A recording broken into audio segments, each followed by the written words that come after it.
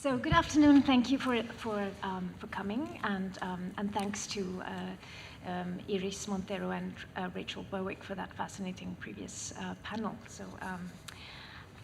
So very happy to introduce this event, which is an informal conversation between me and my favorite photographer. Sorry to the other photographers in the room.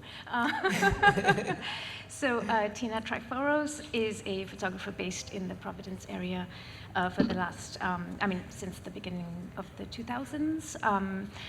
But she did her graduate work in photography at the Rochester Visual Studies Workshop. And a lot of her work engages with the natural world. And I am Thangam Ravindranathan. I'm a professor of French and Francophone Studies at Brown. And this cover slide kind of shows very quickly one point of our collaboration in what has been a multi-year-long ongoing conversation around animals. So here that's the book. That's the cover of my latest book, which I was lucky to have designed by Tina. So this is the case of a book which I hope will be judged by its cover,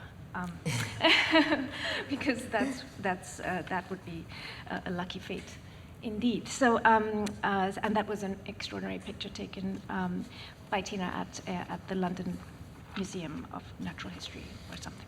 Anyway, so I want to get us into this conversation, and you will hopefully learn much more about Tina's work and her thinking and the journey and evolution of her work, particularly with animals in spaces like zoos and natural history museums, through this conversation, which will kind of be loosely structured as a dialogue based on four sort of stages or components of the animal photographs, which are about sort of 60 slides that we'll be showing you in the course of this conversation. But also we will be in a kind of dialogue with an essay by John Berger, and this is the title, Why Look at Animals? It is a title that we've borrowed from a 1977 essay by John Berger, who was an art critic and many other things, and in Tina's inspired words yesterday, a philosopher of looking. That would be a nice way to think about him. And so this question, why look at animals, ends up being the title of a reflection on the way animals have been fading from human life over the last 200 years. And the last few pages of it are about zoos. So we'll get started, and we'll kind of weave our way through Tina's work in conversation with John Berger.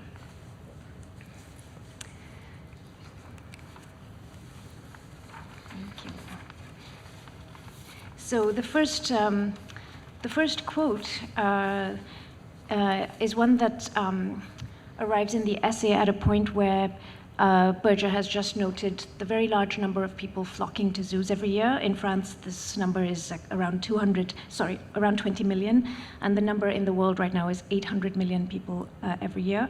And at that point he says, but the curiosity that takes these people to the zoo is something too vague to turn into an analytic question. And then he goes on to say, what we can observe, however, is that, I quote, the animals in the zoo seldom live up to the adults' memories, whilst to the children they appear for the most part unexpectedly lethargic and dull. As frequent as the calls of animals in a zoo are the cries of children demanding, where is he? Why doesn't he move? Is he dead? And so one might summarize the felt but not necessarily expressed question of most visitors as, why are these animals less than I believed? So it's a really sort of haunting moment in this essay, as many are, and it's a question that I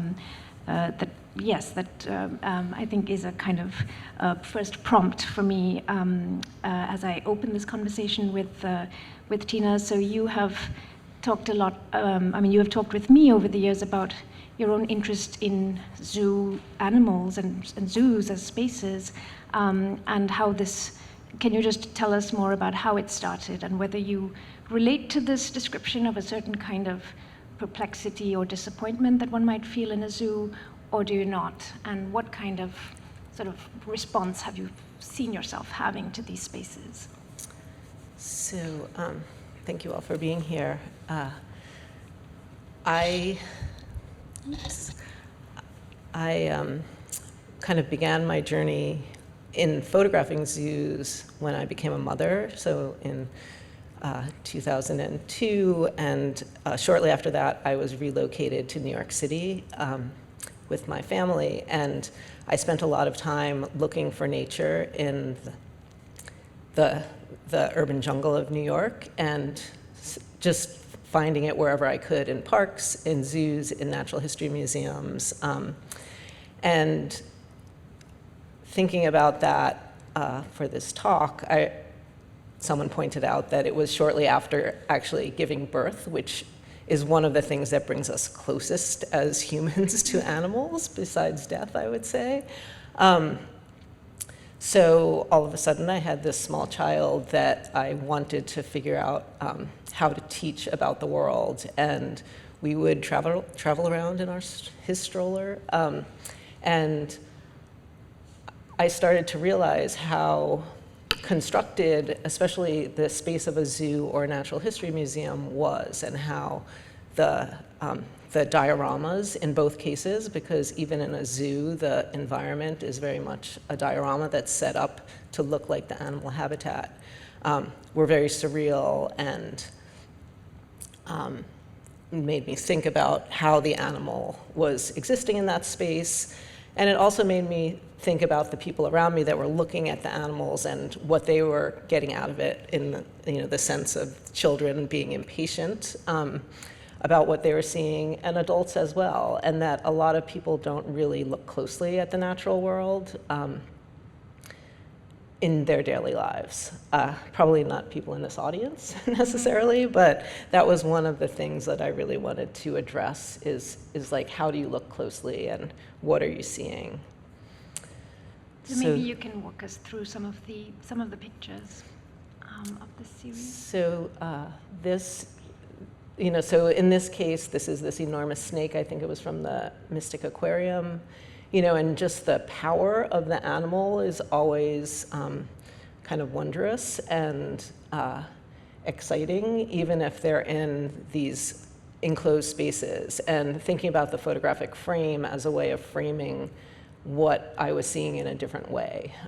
So it's already been set up by a curator or naturalist who has decided what this space is going to look like, but then I'm kind of extracting elements from it.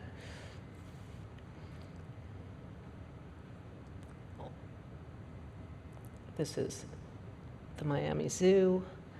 I traveled to places kind of incidentally and would always try to go visit the zoo or the Natural History Museum that was located there. This image is actually a mandrill baboon from the Franklin Park Zoo in Boston.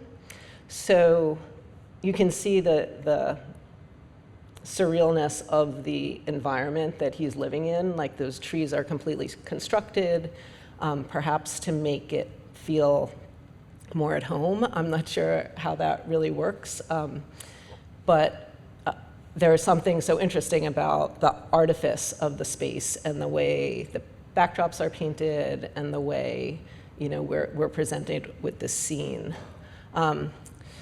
So in this case, the blur of that animal's face was also something that I was pushing up against, is like the limitations of photography in some of these spaces.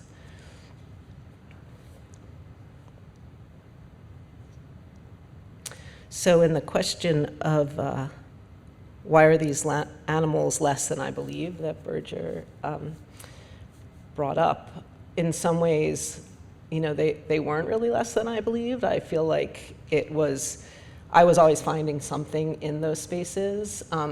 I also was learning that other people aren't really comfortable in zoos and natural history museums, around taxidermy, that a lot of people have a repulsion to it, which I didn't really understand. But it seemed like what I was getting out of it was this connection to actual living creatures, and starting to realize that in my own life, there are local living creatures that I encounter now on a pretty regular basis, but I probably will never see many of these animals in the wild. So this is from Regal Reptile, which was a birthday party destination in Rhode Island that if you were of a certain age, or your children were, you experienced this space where they had a tank of alligators, they had all sorts of reptiles. So this was a cage of iguanas, I think. So sometimes I was just looking for the beauty in the space and thinking about the way the animal and the built environment were kind of playing off of each other, and thinking about the separation between us as viewers and the subject. This is a California sea lion in Rochester, New York.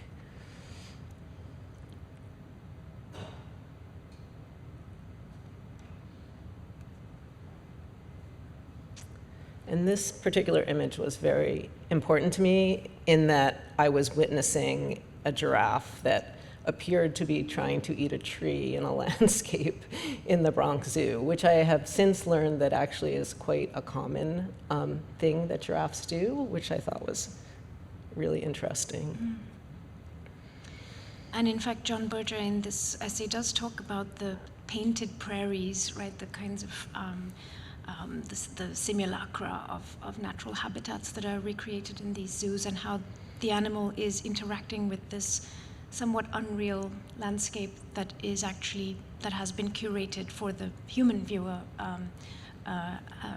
not for the animal, but in fact the animal does enter into some kind of ironic relationship with it. And I feel like several of your pictures do pick up on that in a way that is both sort of very immersive and absorbing in the way a child's view in a zoo would be, but also which seems to get at the unease produced by some of this. So it's really interesting. Maybe we should move to the next quote. So the next quote from the Berger sort of continues to reflect on looking. Visitors visit the zoo to look at animals. They proceed from cage to cage, not unlike visitors in an art gallery who stop in front of one painting and then move on to the next, or the one after the next. Yet in the zoo, the view is always wrong, like an image out of focus. However you look at these animals, even if the animal is up against the bars, less than a foot from you, looking outwards in the public direction, you are looking at something that has been rendered absolutely marginal, and all the concentration you can muster will never be enough to centralize it. So here Berger goes on to talk about the sort of the predicament of the animal in the zoo, who is increasingly apathetic and lethargic and reduced to just a set of routinized actions as it waits to be fed, et cetera, et cetera. So its world, its life is starting to seem less and less real to it. But what's also interesting in this passage is that on the one hand, he seems to be talking about that particular animal in the zoo, but on the other hand, he also seems to be talking about what's not in the frame, what's the predicament of the animals out there in the wild, who are becoming more and more kind of marginalized, receding, as he puts it, on the scale of the sort of world. And the extent to which this is also a problem of looking, as in what is one looking at, and how does one look at it, and is it changing as one looks at it? Is it only and completely what it is, or is it something else, et cetera, et cetera? My question for you is it fair to say that your work is also as much about these animal subjects as it is about the fact of looking and the logistics of looking? Yes, so do you want to just reflect on some of that? Sure. So this is a extension of the menagerie work, which was a moment where I started to think about constructing my own kind of responses to the setup of a diorama or a zoo enclosure, and thinking about what implications that had about the artificial space that we're looking at. These are oodads in the Roger Williams Park Zoo. they were not all sparring at the same moment, but it was something that they repeated as I watched them. So thinking about kind of the fantastic potential of the animal behavior and how it might play out and what it meant, and like whether people would believe it when I showed some of this work. These Japanese snow monkeys are in the Central Park Zoo. So I work with photography and Photoshop. I spent a lot of time removing the barrier between the city and the enclosure of the snow monkeys. And thinking about that, like where are the separations between people and society and the natural world, and what does it mean to transcend those boundaries? Where does that happen? I know that you have traveled to India many times and send me pictures of, monkeys in the street, which is kind of, I always think about that in New England, like what would the potential of that be? Just, the boundary of like what happens if the zoo does open up and the animals leave.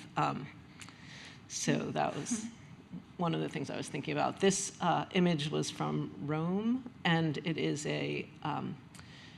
some kind of monkey enclosure that is a very brutalist architecture. I actually tried to find more information about it, which I could not. This was from the early 2000s. So just thinking about these spaces that sometimes are built with no illusion about the naturalistic space that animal might have encountered in the real world. These Komodo dragons, they are actually one Komodo dragon. And I put them together because I love that the drag, the weight that was kind of represented in the line of the smaller dragon walking away, but also the way there is something about animals that, especially possibly in America, that is almost cartoon-like, that this particular creature to me felt like he was a television entertainer or something. There is the reflection of a video monitor on the enclosure, because of course we're looking through glass. This is my six-legged zebra. So sometimes I would show images to people and they would be looking at them and not really understanding what they saw. And I think that's something that I'm really interested in, the edge between reality and fantasy or surrealness.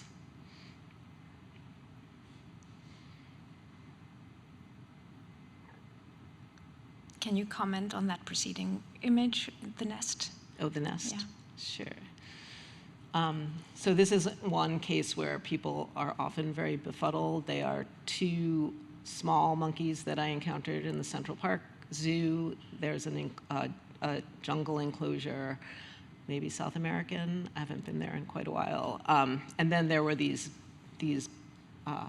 bird nests that were also hanging as you walk through the space. So in this case, the monkeys inhabited this nest, but only in my fantasy. Although a lot of people had questions about that. This is one of the earlier pieces that was actually an advertisement for I believe it's the Hall of African Animals at the Museum of Natural History, and I included one of these animals that is morphing into another species.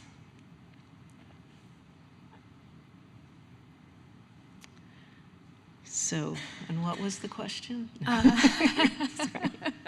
You've totally answered it, okay. and gone further. These two last images were actually both made on the same day, and in talking about limitations of technology, at the time I was using a point-and-shoot film camera, I believe, and the low light in these spaces and the reflection meant that a lot of motion was coming into the images, and there was something about the creatures themselves becoming part of this painted landscape that I was very interested in. And you can see the monkey on the right is actually touching the glass. You know, there's something about the way creatures respond to what's on the other side, and it's hard to even know if they can see what's out there, see the viewers. In this case, it felt like they knew we were there. These the last couple of pictures are so painterly and gorgeous, but this whole series that you've called Constructed is really interesting to me. I think these are the pictures that I've had a most sort of evolving relationship with, because I've seen some of them from the beginning.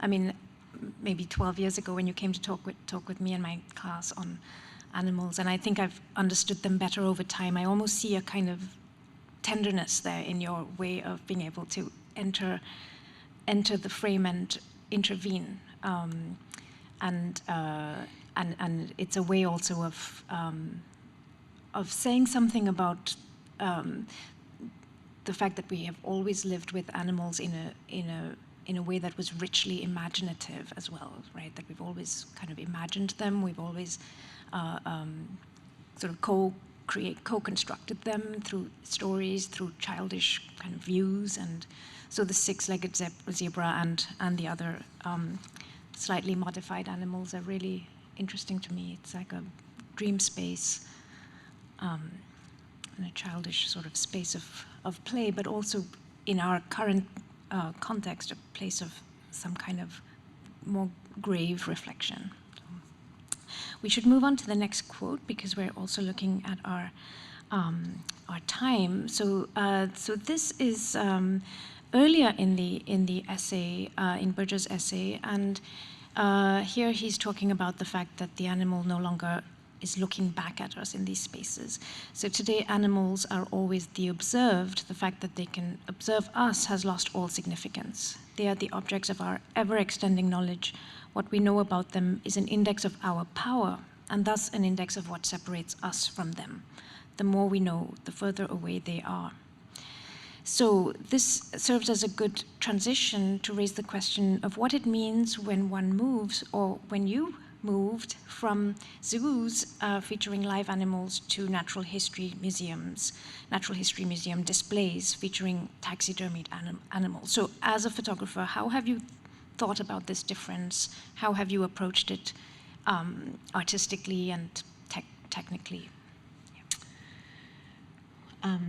I mean, I thought about animals being photographed as opposed to what a taxidermy animal in a display looked like. And I thought about how taxidermy is referring to the real by using the real, although it's creating a scenario that never actually happened. It was something probably that was dreamed up by the taxidermist, and so it's a moment that's captured that never happened, whereas a photograph is a moment that's captured and has a direct relationship to the light hitting the film or the digital back, and recording an actual moment. And so we started to talk about that and how interesting that was. And Thangam and I were both researching and decided to start a blog that was only viewable by the two of us. We never shared it widely, but it was called Frozen in the Light. And we would think about some of these questions and write back and forth to each other about them. So at this point, I think I started to photograph a little bit more in natural history museums, and was thinking about what it means to see an animal that is now stuffed, that is now behind glass, but not alive. So the Harvard Natural History Museum is an incredible space, and I think some of it was renovated since some of these pictures were taken, but it has a very 19th century wooden display case kind of feel to it, and an incredible collection of animals. This was in California at the Academy of Science, which was a much more updated space, natural history space. The displays were much brighter and more lively. So this is the same animal, a gerenuk, which was in that an earlier slide where there were 3 of them in the zoo. So in some ways, the animals in the zoo enclosure are a little bit sad compared to the fantasy that the taxidermy is setting up. Their which looks like, I guess, their original space that they came from. The zoo the Natural History Museum at Yale, where this image was taken, was a real revelation to me because I think it was renovated in the 60s, so a lot of the displays were very interesting and kind of modernist in style. That was a departure from what you usually saw. This is a pink fairy armadillo, very small, and a gray wolf.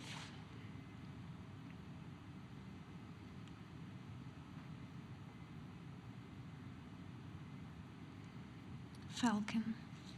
Yeah, a falcon. This is actually from the Museum of Armor that used to exist in Worcester, which has since closed. I don't know what became of the falcon.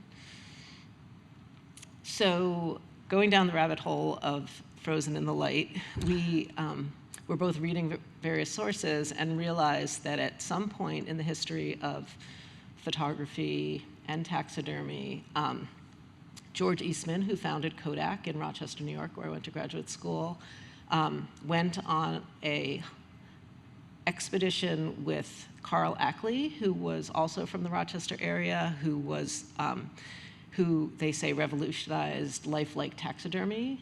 He is responsible for a lot of the mounts that are and scenarios or situations at the Museum of Natural History in New York. So Ackley approached George Eastman to help fund the kind of capstone of the Natural History Museum, which was the Hall of African Elephants, which was in the Hall of African Animals. So you can see on the left is an image of him working on one of the bull elephant mounts, and on the lower right is the group of of the family of elephants that is on display in the museum. And Ackley was a very interesting character and had survived 2 pretty harrowing experiences in the wild with animals, one which involved this leopard that had attacked him while he was filming something else. So, there's this whole kind of myth behind these hunters that went out to find these animals. And, the reality of the trips were that they would come back with 1,000 specimens or more. In fact, in this trip, they decided to stop hunting the animals and just photograph them. And there was a couple with them that are known as the first documentary filmmakers about animal life, which I won't go into, but this is another image of the older Harvard Natural History Museum, which was just rows and rows and rows of this kind of display.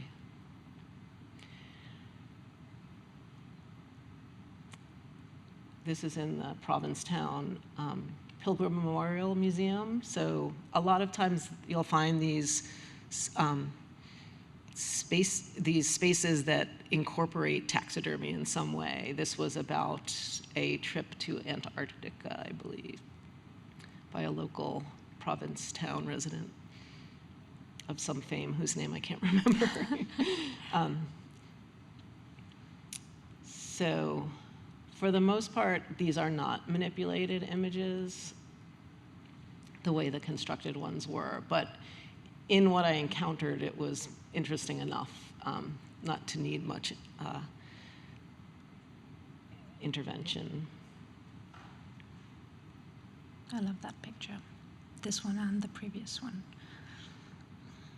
So here's a mount from Harvard it's a hippopotamus, and you can see on the right that there is a problem with these mounts deteriorating over time. And I was lucky enough to go with a friend to the Natural History Museum at Yale and go behind the scenes. And one of the things I had no real experience with was how much material these museums hold. And the fact that actually the mounts now have kind of outlived, in some ways, their initial purpose of bringing wild creatures to people who might never encounter them, because we see so much of that through photography and film and nature shows. But it's an issue for the museum of how to store these things. At what point do you remove them and destroy them?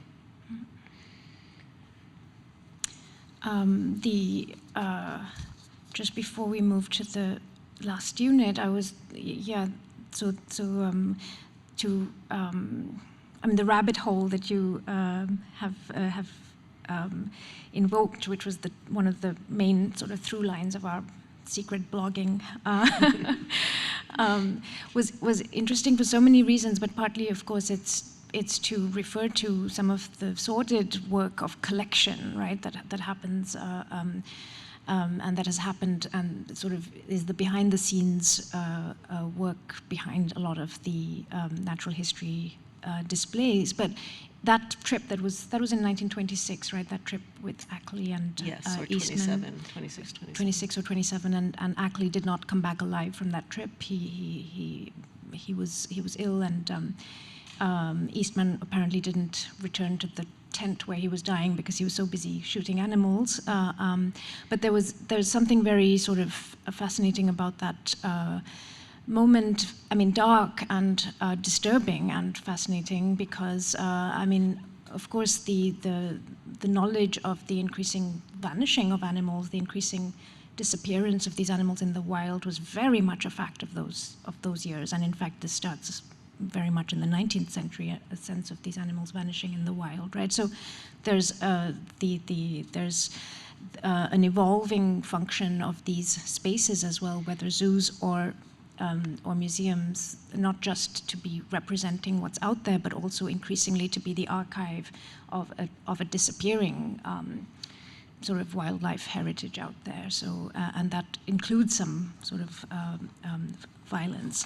And a lot has been written on taxidermy recently. That's partly why we carried on thinking about this, but that's also partly why we stopped, seeing that a lot of artists are working with taxidermy, and a lot of people have written books about taxidermy as being this sort of, in some ways, technology that is a kind of prehistory to photography, but also a technology that raises its own questions about temporality. And anyway, we'll be talking about this more for the last unit. So this is just a short quote. "Everywhere animals disappear. In zoos, they constitute the living monument to their own disappearance."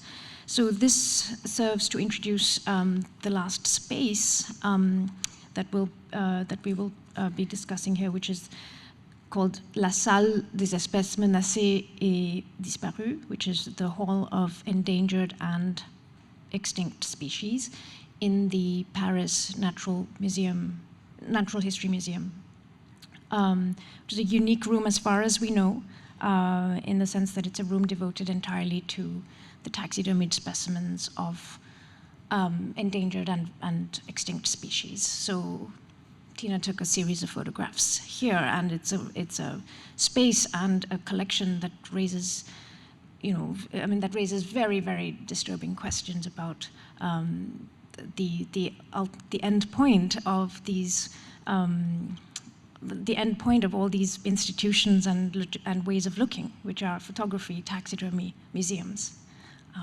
Do you want to walk us through some of this? So this is the entry into, or the grand hall of the museum that is called the Grand Gallery, I think, that actually is this very fantastic kind of Disney-esque parade of animals of all types and put together, which did not seem particularly scientifically accurate, although it was quite a spectacle. The museum itself is really beautiful architecture and very Victorian in feel.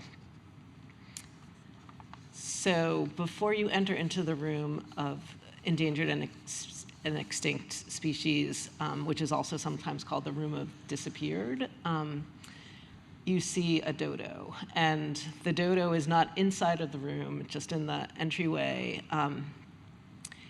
And I learned at that moment of encountering it that the dodo is actually, there are no stuffed specimen of dodo. There are stuffed replicas of what they think a dodo looked like, often based on this painting by Roland Savary. And his paintings were based on drawings and descriptions that he heard about the dodo. So, we could go into the language of what, that the name dodo means and how it stands in for something. And, there's a question about whether the dodo was much taller than this and that it was in fact made to look squat and kind of overweight. But so the specimen itself is made from feathers from other birds. And when you enter in, this is kind of an overview of the room. It's very dark. This slide actually doesn't really present how dark it is, but there are 2 Barbary lions, which are extinct in the wild, looking at you as you come into the space. And then all behind them and on either side are these kind of very dark, repurposed 19th century display cases that are wood and glass. And so these are the Barbary lions looking out at the incoming viewers. So there are all different types of things, one being this giant elephant egg, which just was so incredibly beautiful and large. It was extinct very long time ago. And Blue buck? The blue buck. Would you like to comment on Yeah, well, first of all, this picture is really incredible. So the blue buck is one of the animals in this altar-like room that is a very moving case to consider, because its information panel includes this bit of information, which was that it was not very fearful. So animal peu craintif, an animal that was not very fearful, and this made it easily huntable. So this was a mammal in southern Africa, one of the first to fall sort of victim to colonization. It was easily hunted for its meat that was generally used to feed dogs. And the species, in fact, disappeared in 1800, just a short span of time, just 3 decades after it was first scientifically described. And this is, one of many, many stories of an animal that was that fell extinct soon after its description, but that not very fearful sort of makes one think about everything one sees in that room as having been victim to some characteristic of this sort. Either something was not very fearful, or it was too large or too clumsy to run away, or too dangerous, too inconvenient somehow to the human project, certainly to the colonial project. And so one sees in that room just all these ghosts or caught in these poses that are very lifelike of animals that did not survive the interaction with the human. So there's something really about this room that's, that one doesn't quite sort of get over. Yeah, it's very haunting. And in the end, this kind of became the end of this project for me, because it was this kind of finality in this experience that I was having, thinking about animals and and what their problems are, which are greatly about, the way humans have disregarded them or over-regarded them, and, by hunting them. And so the image on the right is from a book. It's captioned the title I can't actually read, but it's about the photographs of extinct animals. So in these cases, I just wanted to put side by side the image I made of the animal. In this case, it's the passenger pigeon that has been talked about a few times already in this symposium, and a chick that is a baby passenger pigeon. So these are rare photographs of animals before they became extinct, which really resonated with me because, in fact, one of the things, like besides seeing a extinct animal, not ever seeing an extinct animal or being able to photograph one, there's something about the sense of life in a photograph that's very different than the sense of capture and display of something that will never live again. So as we talk about rabbit holes, we're often going into this dark space and thinking about those things. This image is of a quagga, which is a horse-like, zebra-like creature with only stripes on one side. And we wanted to add a couple of words about this animal because it was brought back live from Africa in 1784, and it was actually one of the first animals of this Paris zoo. And the beginnings of this Paris zoo date back to the 1790s, when in fact the revolutionary mobs had attacked the king's menagerie and killed a lot of the animals, and then some of the animals were rescued and taken to the Jardin des Plantes, which was the king's botanical garden, and then the municipal zoo started in those years. And the quagga was one of the animals that was transferred from the king's menagerie to the Jardin des Plantes, and it died a few years later. It was likely already extinct in the wild by 1880 because it was severely hunted, and then the last individual died in 1883 in the Amsterdam Zoo. This is the pink-headed duck that I think was originally from India. The ivory-billed woodpecker, which if you research them, even though they were declared extinct in 2021, yes, as of yesterday, there were reported sightings still happening. But the images that were made of the last habitat of the woodpecker were from the Singer sewing machine land that they owned to build the boxes their sewing machines came in, the wooden tables.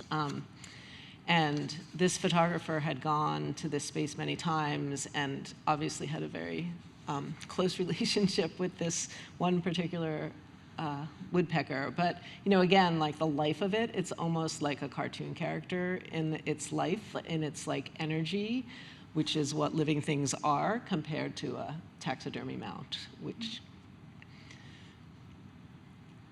and this is the thylacine, which is a marsupial that looks a bit like a tiger. Its mouth can open to incredible size to capture its prey.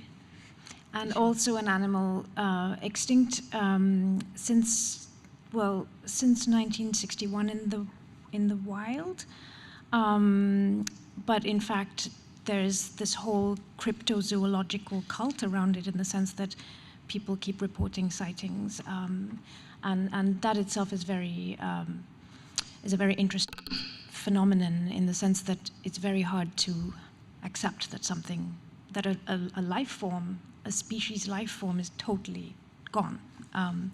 So very often when there's an extinction of that sort, this kind of continued traces of it are reported. But this is the case of an animal that was considered a real pest and a real danger. It was compared to a vampire in the way it often killed domestic animals, and there were prizes offered to kill it, and so that happened very, very quickly. And there's some amazing film footage of one of the last existing thylacine named Benjamin, although it was a female, it turned out in the end, that you can find easily. So this brings us to two images that are in the show, the Carolina parakeet and the great auk. And so after I went to this space, I had actually gone to Paris for a very short time, and you had told me of 3 incredible spaces where you can see interesting takes on animals and taxidermy, one being the Natural History Museum and the Jardin des Plantes, and then one being the De Roy, which is a store where you can buy and rent taxidermy, and the third being the Museum of Animals and the Hunt, which is, so I came back after that trip and was processing these images of inside the hall of endangered and extinct, and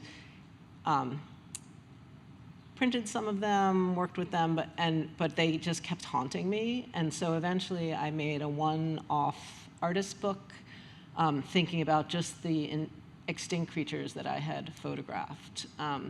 And adding some text that I wrote, and then in this case, adding text that next to each image or plate, text that I had found on the internet describing something about the bird that kind of brought it to a little bit more of a personal or, some thought about it that wasn't necessarily about its biological end, or in this case it was, but about how it was described. In the case of the great auk, this entire paragraph is about names that people gave it. So these are the 2 pictures that are in the show. That's the second. That's the 3rd floor, right? No, that's right the second. outside That's of the auditorium. Right actually. outside the auditorium. So, and I thought about them as definitely, in this case, the great auk as a portrait. The lighting was sometimes very beautiful in these spaces. So,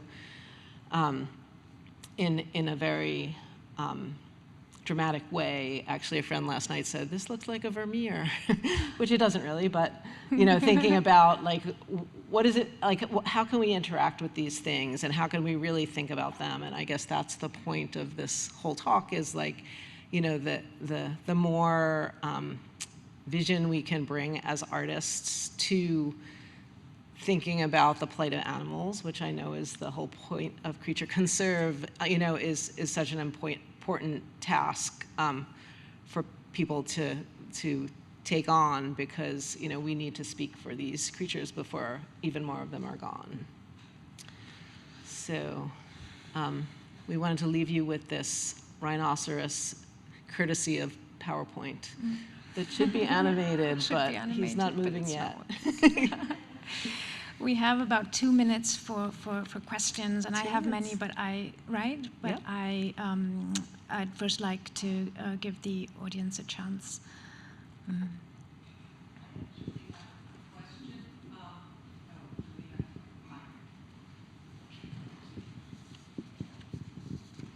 Thank you so much for this. Your photos are remarkable, and I can actually look at the taxidermied animals. I can't handle going to the museum, but when it's mediated through your photography, I feel like I can look at them without just getting upset. So thank you, and your photographs are fascinating.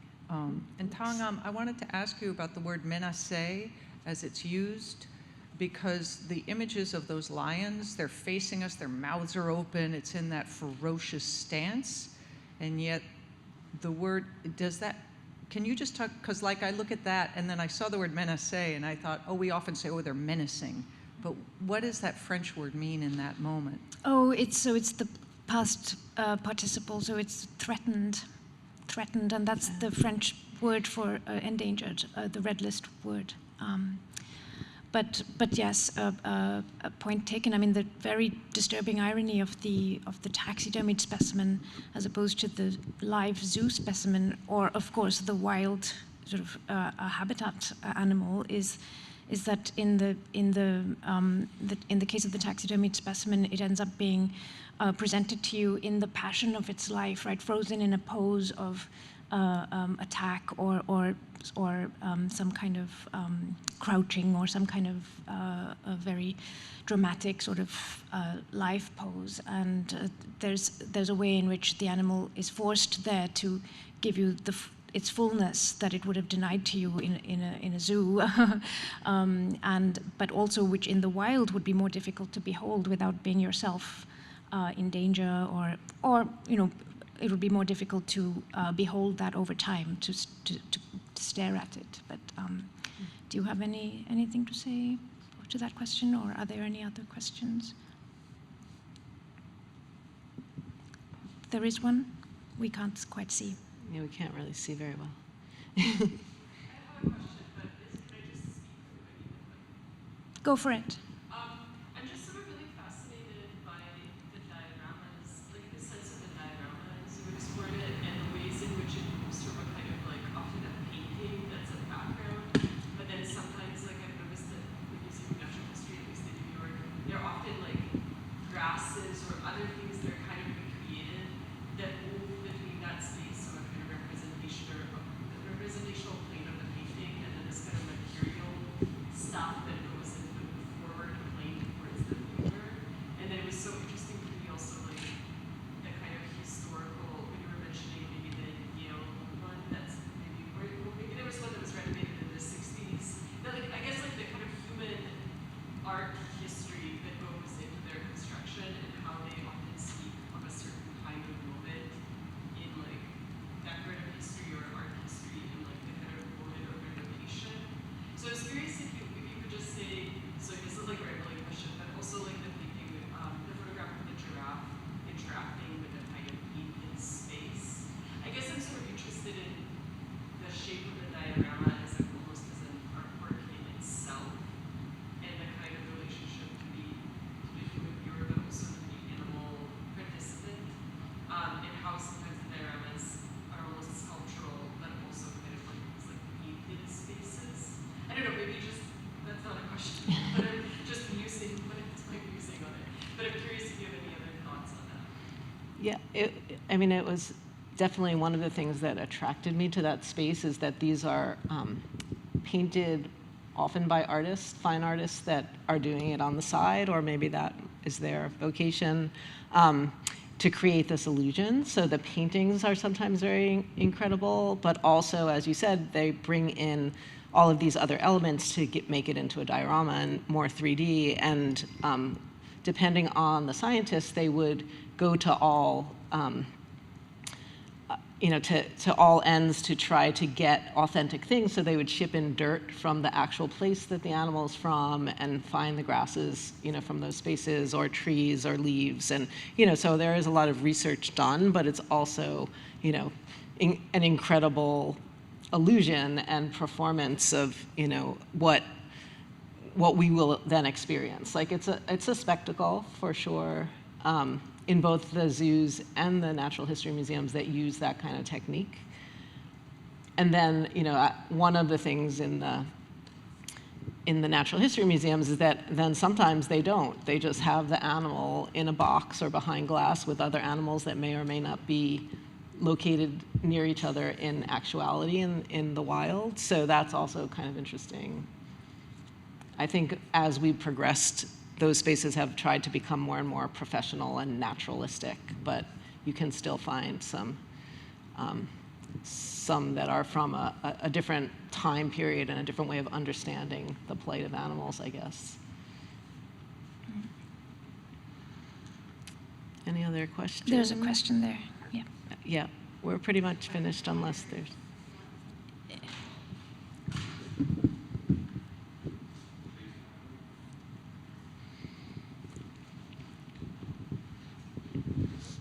Thanks a lot. I just want to ask Tina, I was very struck by one quotation, animals are always the observed, which comes out of John Berger. And I was just wondering if you could reflect a bit about your photographic practice as a practice that seems to be disrupting that economy of observation. So, because what's really striking about your work is the fact that we are not just looking at animals. One of Thangam's questions, got at this. We're always looking at not only the photographic apparatus itself, but the viewer. The viewer is sometimes present. There's a whole I mean, the diorama, what we're being shown is an entire sort of structure of observation.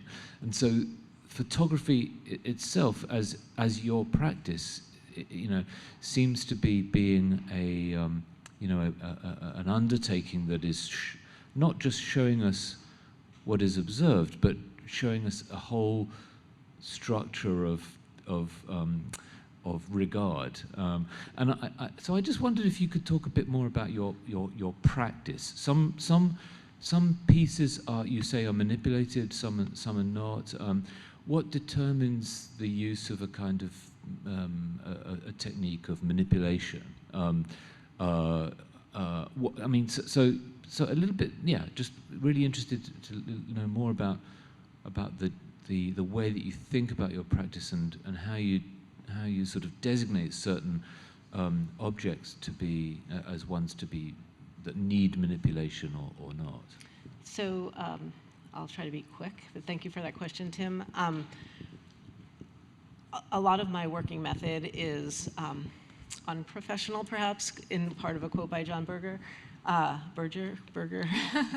And I tend to work in archives, which means I create my own archives, and I shoot and often don't really know what the end product will be. And as it goes through time, often sometimes many years, themes start to come out, and I'm able to focus more within the material that I've created, and then also go out and make more material. So in the case of the constructed images, none of those were made in me projecting that I was going to manipulate it in some way, but it came from later being in my studio and really looking closely at the images and playing around and thinking about that, thinking about being a curator and turning the tables on, the diorama on a curated space, or and then over these many years, in the end, I will come up with a product often. But I've always had this fantasy about creating archives. I worked in archives before I really became a photographer myself, and was always interested. So we're being given the wrap-up sign, but thank you all so much, and we're here. I want to thank Tina especially for this conversation and for sharing some thoughts about your work and your amazing work. So thank you, and thank you to everyone.